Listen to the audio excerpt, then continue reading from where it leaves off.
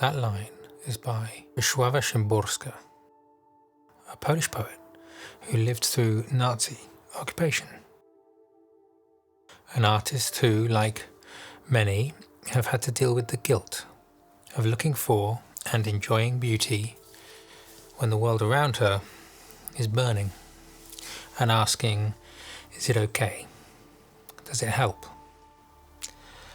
Artists are not doctors, they're not soldiers, they're not good politicians, they cannot protect or rebuild a city. Artists cannot save lives. Or can they?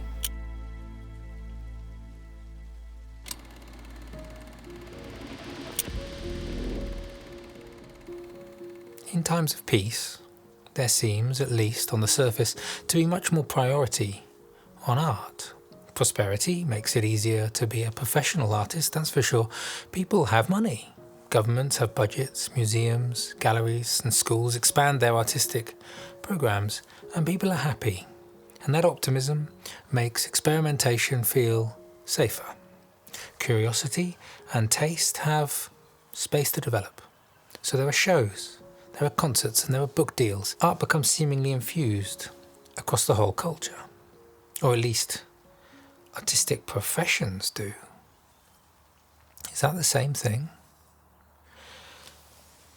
I live here in the UK, and while war remains distant at the moment, there's a bit of a downturn, and there is a visible suppression of the market for art.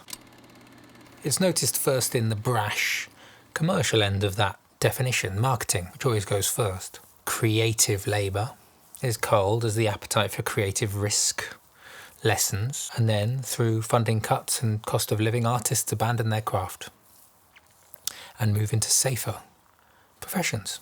The arts take a backseat. So by that logic, surely art is only a luxury. Art is something to be justified and that comes up wanting when competing directly with limited funding for healthcare, for transport, for security and business. And however unfortunate that may sound, if you love art, it does make sense. But it's a huge, messy misunderstanding of the value of art directly caused by the comfort of good times. The actual function of art gets blurry and soft when looked through the lens of professionalism or economic relevance. And when it tries to argue, as so many of my peers and art advocates do, on the battlefield of practical utility, to me it always fails, because its true value only becomes clear when all that comfort collapses. Now you're watching this because you're probably interested in art, otherwise you wouldn't be here. But most people are just going about their daily life, and they have genuinely little interest or time for art. You also have errand after errand and things to do. No one turns to a deeply painful poem because their commute is just too pleasant, or is rocked out of their routine by a beautiful, static painting that just filled them with so much joy it blew them off course. No. People have places to be. But then, on an ideal Tuesday, your dad dies, or you lose a child, maybe a best friend, and suddenly the current of that daily flow evaporates, and you have no idea how to move.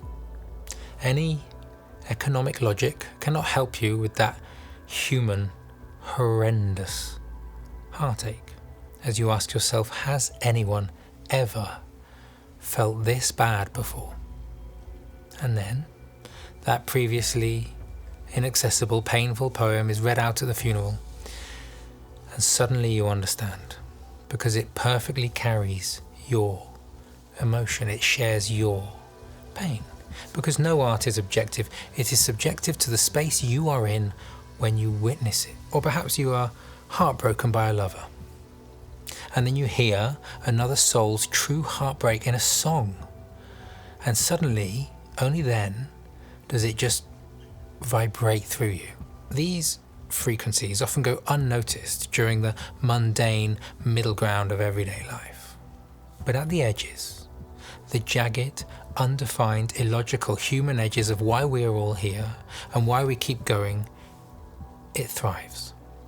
And these edges can span across the brim of all human emotions, where on the very other end is unbridled joy. And hopefully in your life you'll be lucky enough to feel if you fall horrendously in love, so much so that you can't even regulate and you're overflowing with emotions. Then that beautiful painting that you would otherwise walk past suddenly seems to resonate with your feverish state, and it amplifies it and then harmonizes with it. And it's a feeling placed into that artwork by an artist who felt it before you and only now helps to magnify and modulate and understand your feelings.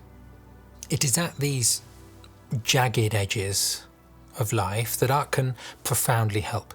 And not only does it exist in its most powerful form at those edges, shy of support from a loved one, it is also more helpful than anything else at that edge to help bring you back into the beautiful mundane. Some people can get rerouted through religion, and routine can help, and nature can heal, but only art embodies human emotions and records human reaction to that most complex of human worlds, even if it is only a simple watercolour of an overcast sky. In witnessing that simple painting, you don't know anything more about that sky, but you know a lot about the artist's reaction, and you are connecting to that. Art is not there to depict any reality other than the reality of human emotion and reaction. Even if it's just simple patterns and forms on ancient architecture, whether it is order or disorder, art is a motive. Art is not there to solve the problem, or even to calm the storm that you may feel. It's there simply to say, hey, other people feel this with you. It makes what you feel legible, bearable. When people say that art is a luxury, what they're really saying is they have not needed it yet. But history is clear. Every civilization, early or advanced, has moments where politics, technology and medicine obsess on the answer of how to survive by necessity, but not why. When that moment arrives, that is where art thrives. And it's not that artists need suffering to work. That old trope is so easy to cart out when times are good. It's that suffering reveals what art is actually doing at its best. It answers the why, when all other hows fail. Often people might say that religion answers that for them. The most profound religious art that is made across multiple contrasting religions still all correlate around that feeling that I can access no matter the religion, and they all help me. So while the professional arts do wither in a downturn, art on a human level thrives. Annoyingly, for anyone who considers themselves a professional in their craft, it only really pays the bills in upturns. And that presents a very difficult conundrum that I want to dive into here on what does a professional artist do in hard times. I'm Sam, and this is Art Loud, a weekly project about art, culture and creative thinking in the age of AI. And I'm only able to make these videos because of these people on my Patreon.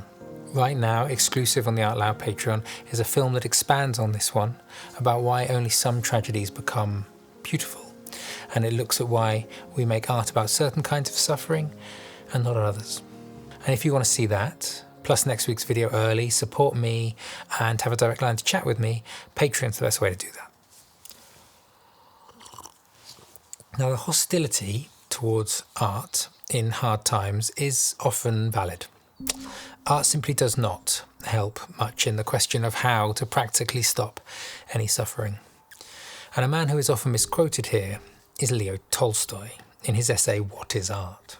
And it's because people confuse the human need as necessity to make art forms with that professionalization of them. So when Tolstoy says something like, "Professional art has for its aim the production of works pleasing to a small circle of people who are able to pay for them," it bolsters that embittered feeling that art is only something for the elites, that the wealthy can indulge in. But that is not art. That is professional art. And Tolstoy goes on.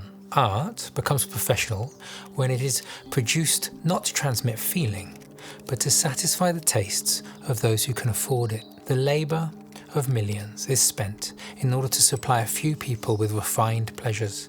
It is shameful in the face of real suffering. And as someone who considers themselves a professional and makes money from their art, when you first read that, it's pretty hard to hear. But Tolstoy did not think art was elite or shameful. Tolstoy worried that art, only when detached from shared human feeling, becomes shameful in the face of real suffering. That's different. And this was somewhat driven home to me when I was invited by a client to a fancy place in London where there was a 7-piece band and a singer, and all these beautiful artworks on the walls by well-known artists, and everybody who was involved in the creativity of this scene was compensated well. A few nights later, a friend of mine sent me a video of herself in a poorer part of Cairo in Egypt, in a restaurant, and there was an equal amount of music and an equal amount of art. Just no one in that restaurant was paid. Nor were they doing it for exposure to get paid. No one asked them. They just brought in instruments and people sang along. And both scenes are full of art. Neither is better or worse, but it is hard to argue that one is not paying for taste more than it is a collective shared experience. And should real suffering be happening close to either, the one with resources should maybe feel ashamed if it doesn't divert them to help. But is that the responsibility of the artist? I don't think so. Art does not and has never solved a crisis. At best, it keeps people human during them.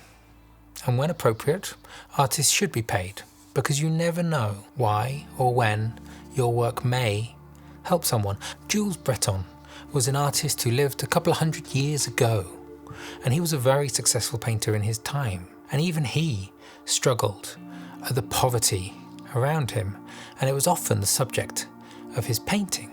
And how could he have possibly known that in a century's time, one of those paintings may well have saved the life of the actor Bill Murray? I remember my first experience on the stage. I was so bad I just walked out. Not just the wrong direction in terms of where I live, but the wrong direction in terms of a desire to stay alive. And I ended up in front of the Art Institute of Chicago. And I just walked inside and I didn't feel like I had any place being there. And they used to ask you for a donation, you know, when you walk into a museum, and I just walked right through because I was ready to die. And I walked in, and there's a painting there, and I don't even know who painted it. I think it's called the Song of the Lark, and it's a woman working in a field, and there's a sunrise behind her.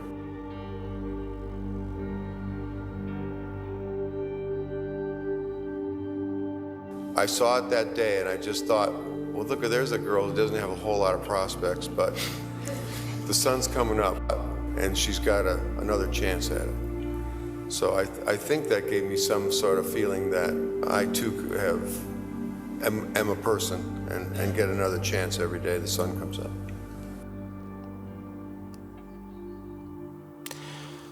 But now, would Bill Murray have looked at that painting twice on a busy Tuesday, that when everything was going well with auditions to get to and kids screaming and the hubbub of daily life? No. It hit him there when he needed it. As an artist, you can never know if you will help anyone else. That is not your obligation. You have no obligation except to explore that which pulls you. And in a time of hardship, you may just find yourself equipped with an emotional understanding of a seemingly unique and individual struggle that diffuses out of you and ends up helping someone else to understand it and bear it. I have songs and poems and paintings that have helped me in times, and I'd invite you to share yours if you have them too, either here or with me on the Patreon. One of mine, similar to Bill's, is Fortuni's Old Man in the Sun.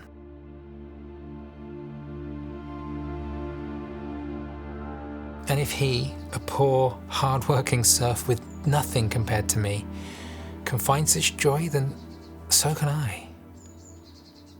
If you look at Monet's Water Lilies, they are about as peaceful and tranquil a series of paintings that you will ever see. And even he struggled deeply. He was too old to fight, but he did paint during World War I, and he wrote in a letter in 1914 that these are terrible times to be living through, and I sometimes reproach myself for being absorbed in such work. But just imagine what the world would have missed out on if he didn't make them. Those vast scenes were the healing tonic to many in the post-war years and continue to be so today. But this is an annoying, counterintuitive position for art. The periods that suppress art as an industry is exactly when art becomes vital as a human practice, and making art often feels pointless at the moment that it is most needed. But at that point, it isn't really art anymore. It's sustenance. It's necessary. It's a natural human response. It just happens. It gets out because it needs to get out. And at that very edge of life, it is vital because it answers your why. And only in times that are good do we not necessarily see it as sustenance and call it art. And no, it does not solve the crisis that it emerges in. There is no going around that. How you solve a crisis might need tech gurus or engineers. It may need doctors and soldiers, and the only art that would be promoted by any power or controlling authority will be propaganda. And this isn't always evil. The war poems of Wilfred Owen found their way out to highlight the horrors of the war after it was won. A culture that promoted those during the war would have destroyed morale. And morale, like it or not, is a huge factor in controlling wars. So cultures oscillate between promoting art and suppressing art when it suits them. And no culture can stop anyone making great art as a private, creative practice. Any thoughts on the wider effect of that art, if it is great, is delayed, if not destroyed. People only recognise the depth of a period of work once they have exited that period. That is why the best works of a generation is often born in the years that nobody notices. And I think we might be starting to enter those years. But yes, it is a weird flip reverse. The market for art collapses at the moment the human need for art peaks. Everyone is feeling the threat to art at the moment. And with the AI race to superintelligence, each power is unable to stop to think about why, because a perceived enemy power getting ahead of them simply cannot be tolerated. So how to win is all that's asked. And everyone feels the tension. Everyone is doing a very slow inhale and brace, or they see no hope and they are slowly falling into nihilism. No one is thinking about why. And if you are an artist, you must. And you will feel guilty. And that guilt is nothing new.